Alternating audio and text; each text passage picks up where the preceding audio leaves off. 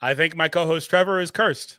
I genuinely do. He leaves and the NBA world goes on fire. He had been complaining about news for like weeks. It's hilarious. So we got a number of little things we're going to cover, but we're also going to cover the Kawhi stuff. Again, I know it's kind of crazy. Every day there's new stuff to talk about, but it's kind of like, well, we've been hearing about this stuff for forever. So if you didn't watch the last video from yesterday, it went out a little bit late, but ultimately Adam Silver did media availability from the Board of Governors meeting, and he talked a lot about multiple things. He had some not so great sound bites, but one of the things he talked about was the aspiration Kawhi stuff and how they're ultimately going to go through everything with a fine-tooth comb, and the burden of proof is on the NBA is one of the things he did say.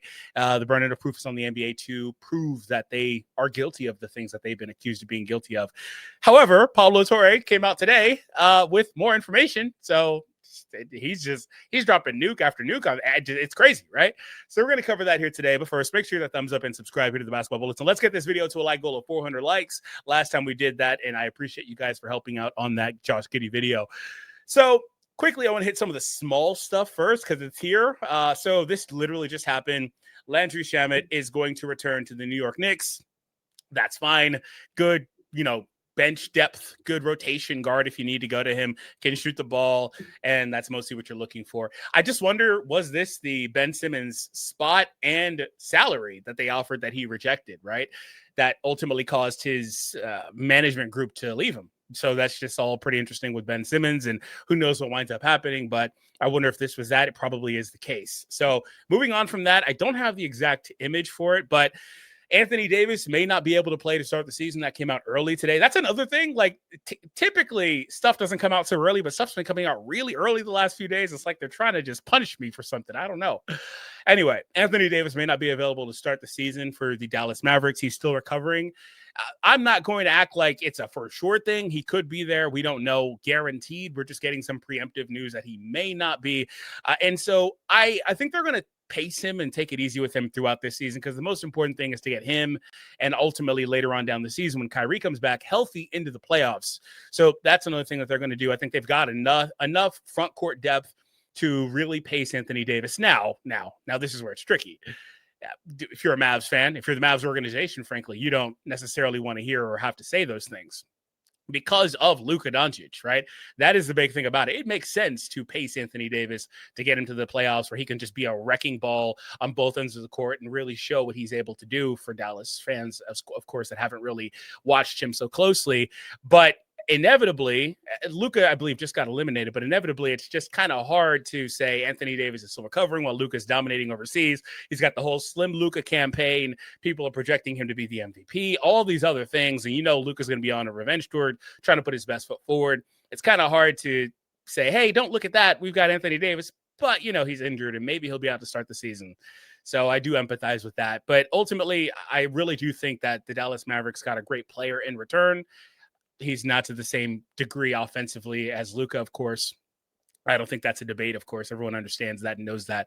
But I do think he's maybe a little bit underrated in all of this. And he had been pretty healthy until last season, which is pretty interesting as well. So hopefully, for the next couple of seasons in Dallas, he's able to get back to the last couple of seasons in LA where he had been pretty healthy and mostly outplayed that narrative around him. There was a stretch there where Anthony Davis, between the regular season and playoffs, was one of the more durable players in the NBA. And he had really got to a point where he was playing through a lot of nagging injuries. And previously, earlier in his career, he may not have been one to do that as much. So I really hope he can get back to that and be himself for Dallas. I mean, we saw it in a very short glimpse, right? And then he does come back a little bit later, but he's not the same. But we saw it in that game where he got hurt, where he played, I believe, the first half or first quarter, whatever it was, and he just was dominant, right? But again, it's kind of hard because he's always going to be intertwined with Luka for better or worse. So we'll see what ultimately winds up happening with all of that. But on to the Kawhi stuff. So earlier today, Pablo Torre put out a podcast where he talked about how Uncle Dennis was reportedly furious after Aspiration was late paying Kawhi Leonard $1.75 million. Days later, Clippers minority owner Dennis Wong invested $2 million into the failing firm. The ex-staff, we're broke. To invest money in a broke company is beyond me, per Pablo Torre finds out. And oh boy, we're gonna dive into this further, but we got to have a quick word from today's video sponsor. Sleeper is the #1 fantasy sports app. it pays to know sports. Pick more or less on top players. Your first pick is on us, so start winning now. Play in Texas, Georgia, Minnesota, and 27 more states. Pick anytime across all sports, pregame or live. Over 10 million players are already on Sleeper. Make your picks count. Score up to 1,000 times your cash. Join today. Get up to $100 credit using code Bulletin. Call your shot on Sleeper. Download now. Thank you, Sleeper, of course, as always. I just got to say that initially, my initial reaction to this, because this also came up pretty early in the morning, like 6 a.m. my time or whatever. I woke up to this and I couldn't help but laugh, man, because it's just so comical to me that we just keep getting more information. It gets worse and worse. And it's just like, where is this going to end? Like, we're getting so much of this quote unquote proof, circumstantial evidence, I guess it's more aptly called, that it sounds like they're just guilty. And so for me personally, typically on the channel, we like to try to be pretty neutral with some of this stuff and say, if they did this, while I still contest that if they did do this, that's one thing, but we do need to get to that point. I personally believe there's just too much here. Like it just gets worse. It doesn't get any better. And so we actually also got another follow-up from the Clippers that they actually are fully cooperative in all of this. And they actually will provide the initial emails where Aspiration is seeking to get in touch with Kawhi Leonard. And so take that how you will. Could Steve have, made a call to somebody and said, hey, we want to set this up, but we need you to initiate all this, blah, blah, blah. Sure. That's certainly a possibility. But there's just so much where it goes back and forth. And, the whole thing where it's like Kawhi Leonard, he's going to get 28 million. Then we find out a few days later, actually, there's 20 more million mixed into this for a total of 48. Steve Ballmer just so happened to invest 50, which is wow. Right? Wow. Right. Steve is also a 3% owner, which is really important because if he owns more than that, then it becomes problematic. And I don't believe that they can actually have Kawhi as an endorsement of the team.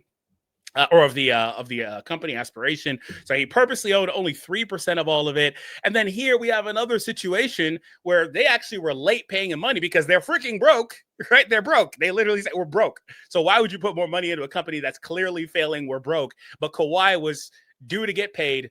And it was actually, I don't know how it was literally broke up otherwise, but it was $7 million per year for the initial 28. And then again, the 20 was separate. But anyway, so they were unable to pay him the 1.75 million. Uncle Dennis is furious about this, and he's probably raising a really big stink over it. And so a Clipper minority owner puts another $2 million into, man, that just, like I said earlier, we try to be pretty impartial about all this stuff, but it just gets worse, right? So to me, I think that is pretty crazy. And here's another thing to this. So Kawhi Leonard's $1.75 million no-show payment was running late, which, by the way, the fact he's making all this money, far more than any other endorser, like they had a lot of people working on this, like Robert Downey Jr. and others. He's making so much money, and he has full authority to decide whether or not he wants to promote anything. They can say, hey, Kawhi, do you mind showing up in a commercial? And even if you don't have to say anything, he can say no. They can say, hey, can you retweet this post? No. Hey, can we use your face for this? No. But he's still going to get all his money. So what even was the point of negotiating at all with him if he's just going to say no? The irony in all of it is that if he said yes some of those times, this doesn't look anywhere near as suspicious. Now, it still looks really suspicious, but it doesn't look anywhere near as suspicious as him just basically getting paid up to $50 million for no reason. Basically no reason. That's really what it is, because he is not under any obligation to do anything they ask. So basically no reason. He literally wanted a job where he could get money while doing nothing, which is interesting because that was reportedly one of the things that he asked the Toronto Raptors for as well. And he ultimately winds up getting something extremely similar for the LA Clippers, right? So anyway, moving on. Clippers chairman Dennis Wong allegedly invested $2 million in Aspiration. Kawhi was paid 9 days later. On the same day, the company laid off 20% of its workforce. He was paid 9 days later after that investment. And they also, in that same stretch, laid off a bunch of the company. But wait, there's actually more. There's actually more that came out today. Like I said, I think Trevor is cursed, man. Look at this. In 2022, Kawhi Leonard played in 26% of his games due to right knee stiffness before the reported $1.75 million delayed payment was made by Aspiration. The day after it was deposited, Leonard went on to play 82% of the Clippers' total games to close out the season. This one also got a really profound chuckle out of me because holy crap, this is flat out extortion. I mean, all of it is, but this is insane. So he is leveraged potentially the accusation here. We'll be neutral on that because I don't know if he was truly injured or what. But the accusation here, because I mean, it's just all too cutely lined up. The accusation here is that he basically leveraged him playing games versus getting that money. He said, if you don't pay me the money you owe me, I'm not playing. And with the way that Uncle Dennis operates, because I kind of feel like he's the evil mastermind behind all this stuff. I'm sure him and Kawhi have interests aligned, but I feel like he's probably putting Kawhi in these situations. I don't want to make it sound like Kawhi is a victim in this. He certainly is not. Don't hear what I'm not saying. I just think that Kawhi is so introverted that he maybe isn't doing this stuff, but maybe it's a front. Maybe Kawhi is like also an evil mastermind behind scenes. We don't know. Anyway, he's really leveraging him playing. And the crazy thing about this is that he didn't play much in his entirety of his Clipper tenure. He missed about 40 games on average per season. So he had a season here where he leveraged that. Now, I believe actually, just off recollection, this might have been on the heels of him missing that entire season, right? So I'll have to pull it up, fact check me. But I don't want to do that, frankly, because I got to get going here in a moment. But so maybe that's where this kind of falls apart potentially. But regardless, the accusation here, because he plays 82% of the games after he gets the money, it just lines up so nicely, right? Like it's we're in a situation where, yeah, again, it's circumstantial. People were arguing yesterday that, they've got enough circumstantial evidence from the NBA via the CBA to do something about this, right? Adam Silver said himself that the burden of proof is on the NBA to prove this. They hired a great law firm to do so. I do think that if something happened here, they would put that out there and they would punish the Clippers. Now, people are skeptical of that. They think Adam Silver is getting paid off. Ballmer's too big of a name. He's got too much money, all this stuff. So I guess we'll see what happens. It's going to be really damning, though, and I think it's going to speak volumes if all this stuff comes out, because we keep getting new stuff, and somehow, some way, they're not able to find enough proof, because I do think that you have to find proof. You can't just take this stuff that's he said, she said, whatever, right? And maybe this stuff is in documentation. They have to fact check that. They've got to go through all that stuff and see how legitimate it is. There's a process to this. I do think you have to go through the process. But it would be really damning if they go through this process and find nothing, right? Especially because it's not like this is the first accusation of this stuff from the Clippers. They've been mixed in this type of stuff for the entirety of Kawhi's tenure there, right? So that's all the case. And the last thing about this is the Clippers also, in all of this, if this is true, were extremely desperate. Now, that's not a huge shock, right? That's not a huge shock. The organizational history, I don't think that's a huge shock.